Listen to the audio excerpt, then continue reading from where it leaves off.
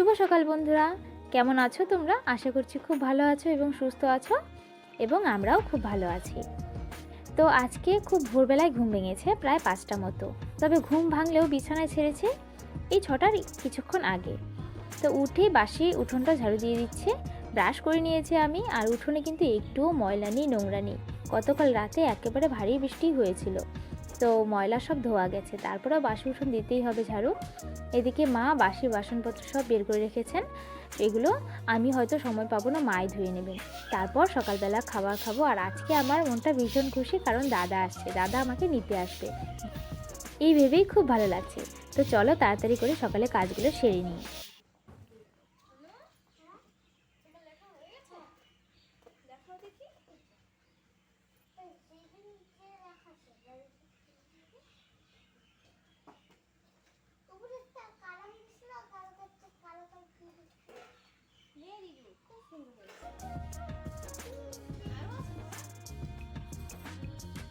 দিরাগমন থেকে আসার পর আর ও বাড়িতে যাওয়া হয়নি। মাঝে আমরা বেড়াতে গিয়েছিলাম, নয়তো কয়েকদিন আগেই আবারও যেতাম।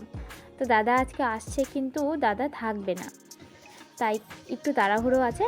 তাড়াতাড়ি করে রান্না বাড়া সেরে আবারও রেডি হতে হবে। এদিকে দেখো, অনু আসছে বাড়িতে, বান্ধবীর বাড়িতে গিয়েছিল, কিছু পড়া বাকি ছিল, যেটা ওর কাছে ছিল না, হোমওয়ার্ক, তাই পড়া আনতে গিয়েছিল। এবারে ওকে চা দিয়ে দিচ্ছি, লাল চা খেতে বেশ ভালোবাসে। বিস্কুট দিব? খাও। আরো পড়া বাকি আছে না? আরো। সকালে জলখাবার খেয়ে একটু বসেছিলাম, ব্যাগপত্রগুলো একটু গুছিয়ে রাখছিলাম। আর আজকে মা রান্না করেছিলেন খিচুড়ি, আমি শুধু চাটা করেছিলাম। খিচুড়ি খেয়ে ব্যাগপত্র গুছিয়ে এবার স্নানটাও সেরে নিলাম, পুজোটাও সেরে নেব, তারপরে রান্নাটা বসিয়ে দেব।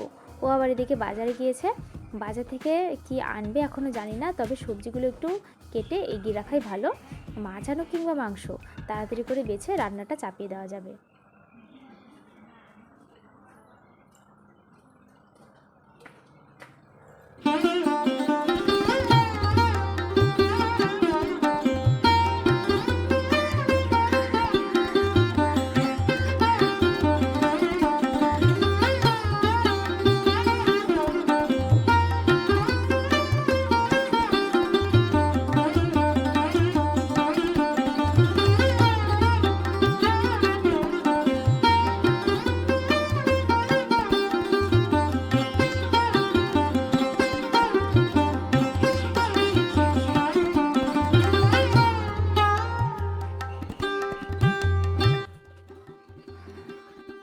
দাদা এসেছে অনেকক্ষণ আগেই, দাদাকে কফি দিলাম, দই দিলাম, দাদা খেয়ে আবার তাড়া দিয়েছে তাড়াতাড়ি করার জন্য।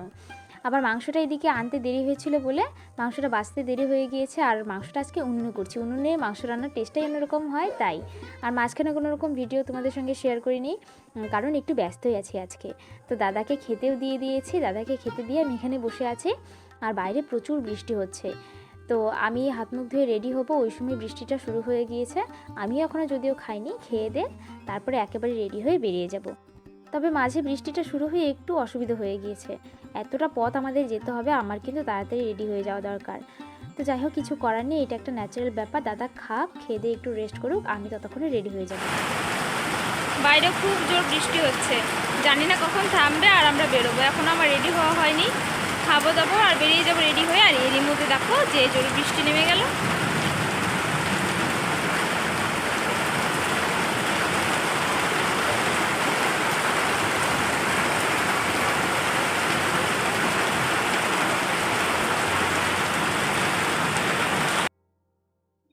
ঘন্টা দেড়েক একটানা ভারী বৃষ্টির পর ফাইনালি বৃষ্টিটা থেমেছে, আর আমি এদিকে রেডি হয়ে গিয়েছি। আর ও এদিকে কিছু একটা খুঁজে পাচ্ছিল না, কোনো ডকুমেন্টস, তাই আমি একটু হেল্প করে দিলাম। তারপরে রেডি হয়ে একেবারে বেরিয়ে গেছি। আর একটানা ভারী বৃষ্টির পর এখন একেবারে পরিষ্কার আকাশ, চারপাশটা ঝলমল করছে, আর বেলাও এখনও ভালোই আছে। এরই মধ্যে আমরা বেরিয়ে যাচ্ছি।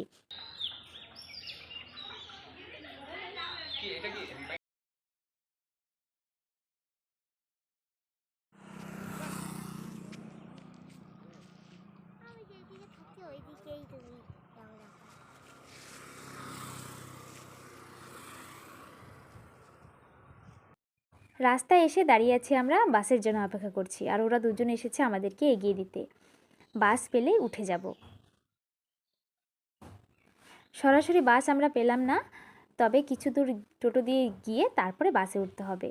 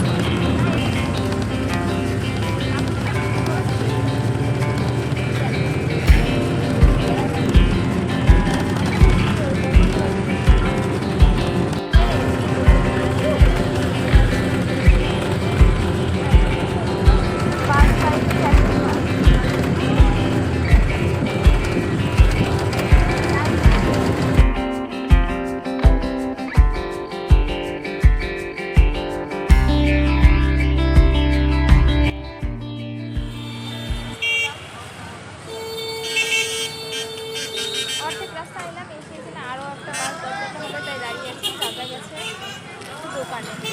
চলো বাড়ি গিয়ে আবার কথা হবে। বাড়ি এসেছি, এখন বাজে রাত 9:30। সবাই তো ভীষণ খুশি, সঙ্গে আমিও ভীষণ খুশি। সবাইকে একসঙ্গে দেখে ভীষণ ভালো লাগছে। আর এতদূর জার্নি করে আসার পরও মনে হচ্ছে না যে কোনো পরিশ্রম হয়েছে আমার। এক নিমেষে সব কষ্ট পরিশ্রম সব ভুলে গিয়েছি।